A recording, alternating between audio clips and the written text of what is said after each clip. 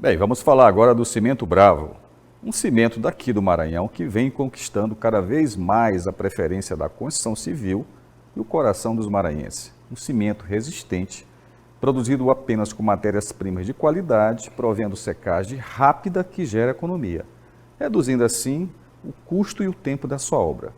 O Cimento Bravo é ideal para todo tipo de obra, porque pode ser utilizado da fundação ao acabamento.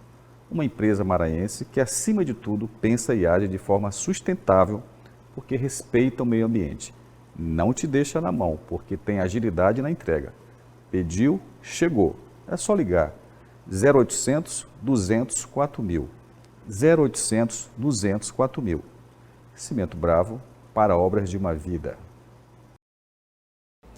Bem, negócios na pauta de volta. Continuamos nossa conversa sobre as melhorias e investimentos nas rodovias federais do Maranhão.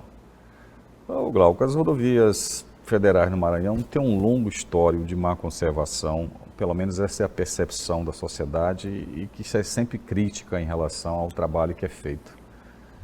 Mas o que está sendo feito para mudar essa percepção da sociedade, dos usuários em geral, das rodovias nossas aqui no Maranhão?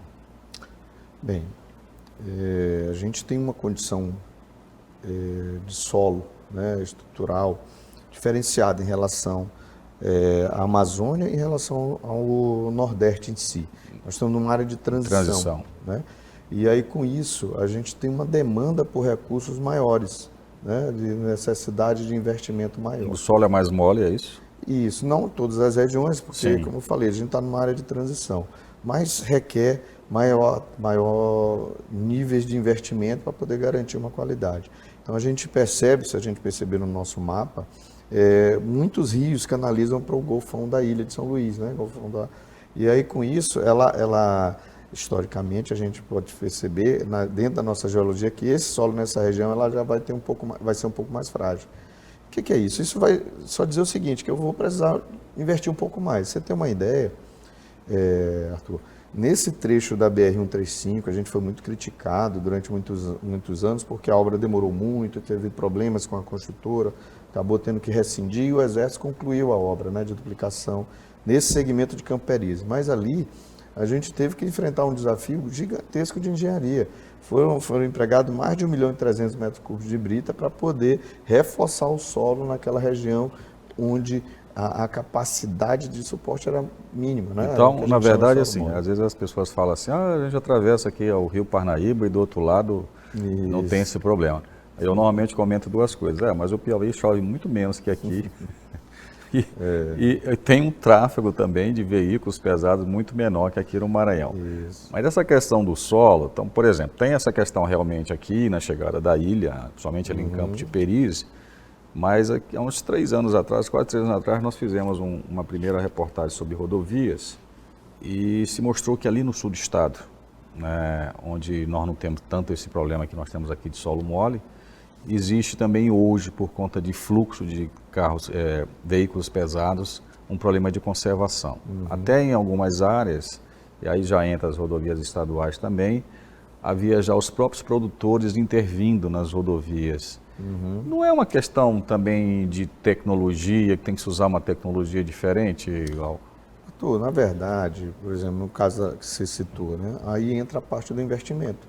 Né? Então, assim, a gente são 3.200 quilômetros, não é pouca coisa, realmente é uma malha muito grande dentro do Nordeste do Brasil, é uma das 5 ou 6 malhas maiores do estado, do país. Né? Então, a Bahia é uma malha de 5.000 quilômetros, Minas Gerais é uma malha de 7.000 quilômetros. Então, assim, é um patrimônio muito, muito grande para ser mantido. Então, e aí é onde entra a primeira parte da nossa fala, da necessidade de um investimento constante. Né? Então, nesses pontos, como eu falei, nós estamos numa área de transição. Então, quem anda pela BR-316, quando vai chegando para o lado do Piauí, já recebe uma qualidade diferente. Né? Para o lado do Pará, um pouco diferente também, lá no sul do estado. Então, a gente passa por várias situações onde demanda um pouco mais ou um pouco menos de investimento. A gente não pode botar a culpa só no solo, porque o solo vai gerar um desafio maior de engenharia. Isso. Só isso. mas as condições, a gente tem plenas condições de manter a rodovia em boas condições no estado todo. A gente só precisa de um pouco mais de investimento. Como eu falei, dentro do nosso trabalho, para manter umas rodovias sempre em boas condições, a gente precisa de um nível de investimento dessa faixa, de 250 milhões. Então, como a gente viu, não é uma coisa impossível. Você tem falado sempre nesse ponto aqui desde o início da entrevista, assim, mas essa questão do nível de investimento, quer dizer, o orçamento geral do DENIT no Maranhão, ela é definida a nível de orçamento geral da União. Isso. Né? E aí não entra a bancada maranhense também com um peso em cima disso? Isso, é muito importante o apoio da bancada, porque principalmente agora, nos últimos anos, onde os deputados o Legislativo teve um peso muito grande nessa elaboração e rateio dos valores, né, para que a gente também apoie na nossa manutenção, porque basicamente é isso, a gente precisa de investimento, não tem outra linha, né? A partir de, como você falou, tecnologias, engenharia, soluções de engenharia, são coisas factíveis e a gente consegue superar. Agora, sem os recursos, a gente acaba ficando. É verdade. Assim, agora, dentro desse ano que estávamos conversando há pouco, né, que houve uma melhoria em relação aos anos anteriores, o que está previsto aqui? Você podia falar aqui para quem está nos ouvindo, o que está previsto? Então, em termos de ampliação da malha rodoviária, né, nós estamos pavimentando e pretendemos concluir até o final de dezembro o restante da pavimentação da BR-226, ali chegando na cidade de Timon. A gente tem uma situação, muito crítica ali em frente ao Porto Fiscal. Ali é, né? Trecho Caxias-Timon. Isso, entre Caxias e Timon a gente ainda tem uns 63 quilômetros de rodovia para ser pavimentada. Então nós conseguimos contratar nesse último ano e vamos iniciar as obras, já iniciamos as obras na verdade, e pretendemos até dezembro estar com esse trecho concluído. Além desse, vamos fazer o contorno da cidade de Timon, provavelmente não vai ser possível esse ano, mas já no próximo ano a gente deve concluir. Já com o novo traçado. Exatamente, então a BR-316 ela já não vai mais chegar até naquele núcleo... Passar dentro da área urbana de Timon, né? Uma área que já está muito densa, com muitos problemas urbanos, então ela vai contornar e vai conectar com a BR-226, já pavimentada também, e vai ser uma obra excelente. Em outros níveis de ainda projeto, né, a gente pretende concluir os projetos de duplicação entre Imperatriz e a Açailândia, que já foi contratada esse ano, mas deve ir até o próximo ano, não tem jeito. Mas a contratada já é execução? O projeto. Projeto. Né? Além desses, o projeto de duplicação de Caxias até Timon também. Um outro trecho aqui que é muito, vamos dizer assim, de um clamor muito grande, né, da população por conta do tráfego, o número de mortes, vários acidentes, né? E além desse, a gente já está, esse já é uma realidade que vai ser vai ocorrer em breve, que é a pavimentação entre Entroncamento e Miranda da BR-135, né? Então nós conseguimos na Justiça no ano passado, a Justiça liberou essa construção, então nos próximos dias... Já é a duplicação. Exatamente, nos próximos dias a gente já deve estar iniciando esse trecho de duplicação entre Entroncamento, quilômetro 95 até Miranda, né? Fora isso, nos próximos dias a gente já, essa semana ainda, até o final de semana a gente está liberando os 16 quilômetros que foram concluídos, que a gente teve autorização para construir entre a cidade de Bacabeira e Santa Rita, já vai melhorar um pouco mais aí esse nosso fluxo, que na BR-135 é muito grande. Então a gente tem uma expectativa de até o final desse governo termos esse trecho entre São Luís, né, a saída de São Luís, até chegando ali a Caxuxa, Alto Alegre, e nós temos já boas condições de tráfego, duplicado. Isso, assim, a gente acredita que vai estar duplicado entre Entroncamento e Miranda nos próximos 2 anos.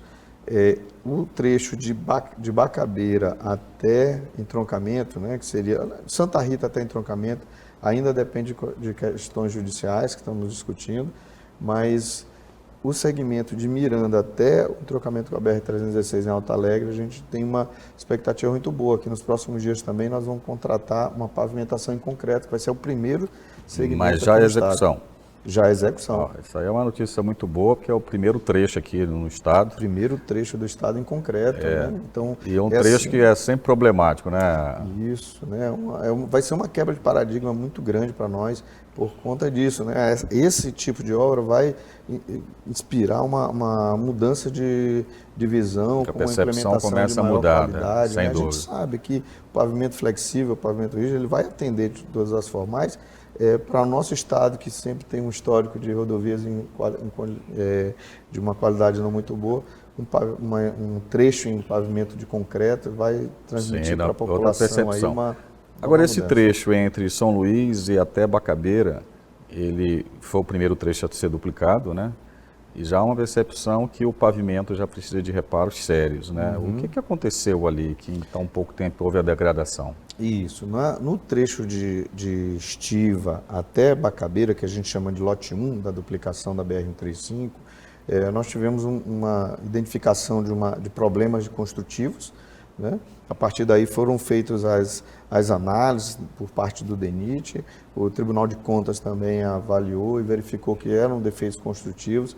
Essa questão foi judicializada e a Justiça já determinou à construtora que faça os reparos, mas tem sido protelado e aí com isso a gente acaba muito prejudicado. Nesse ano a gente percebe que embora o inverno ele esteja bastante rigoroso, bem mais rigoroso, a gente não tem problema de buraco, mas a qualidade da rodovia não é a que a gente começa a haver falhas no pavimento, né? Exatamente. Então, assim, o que nós vamos fazer, já determinamos a nossa equipe, é que elabore um projeto de restauração para que a gente, independente da questão judicial, que tem se arrastado por muito tempo, para que a gente possa atuar e aí se tiver que a empresa confirmar, aliás, a condenação da empresa, ela ressarce o Estado, mas a população não fica prejudicada. Sim. Outro trecho também, que sempre, até por conta de que é um espaço de turismo muito forte, que é a entrada para os Lençóis, né, no momento está um período bom, que já teve bastante ruim. O que foi feito lá, que foi melhorado lá? Isso. Arthur, então assim, como a gente tem falado sempre, né, é uma questão de investimento. Né? A técnica, nós temos a técnica, não muda, e aí a gente consegue trabalhar quando a gente tem um nível de investimento. Então, como eu te disse, no final do ano passado, nós tivemos uma aposta boa, suplementação de recursos. E aí, com isso, a gente conseguiu atuar, contratar mais, né? Conseguiu prevenir nesse período de chuva. Sim. E alguns pontos onde a gente já conhece, que são pontos mais críticos, a gente conseguiu intervir e a gente conseguiu uma condição satisfatória. Mas essa rodovia 402, é importante a gente dizer que existe uma disputa também, né, comercial, porque ela é rodovia federal efetivamente somente a partir de Humberto de Campos até Barreirinhas, né? Mas mesmo assim, através de uma decisão judicial, o DENIT hoje é responsável pela manutenção desse segmento todo. Então, quer dizer que saindo ali de Bacabeira até chegar em Humberto de Campos, ela é uma rodovia estadual? Seria rodovia estadual, mas tem essa questão judicial. Hoje o DENIT é responsável pela manutenção, o Estado até o ano passado colaborou com a manutenção por conta de um lapso contratual que nós tivemos. Mas assim, a boa notícia é que o DENIT já iniciou, já fez a contratação e já está elaborando os projetos para fazer um trecho novo ali, né? Saindo, por exemplo, ou de Peris de Baixo, ali em Bacabeira, ou um pouco a mais logo depois ali onde ia ser instalado a refinaria Prêmio. Então, um desses dois locais vai iniciar um contorno da cidade de Rosário e ela vai conectar na rodovia mais à frente, já longe de todas essas interferências urbanas. Olha que maravilha. Então, são notícias muito boas. Então, vamos aqui ao mais um rápido intervalo para nossos comerciais e voltamos em instantes com mais negócios na pauta.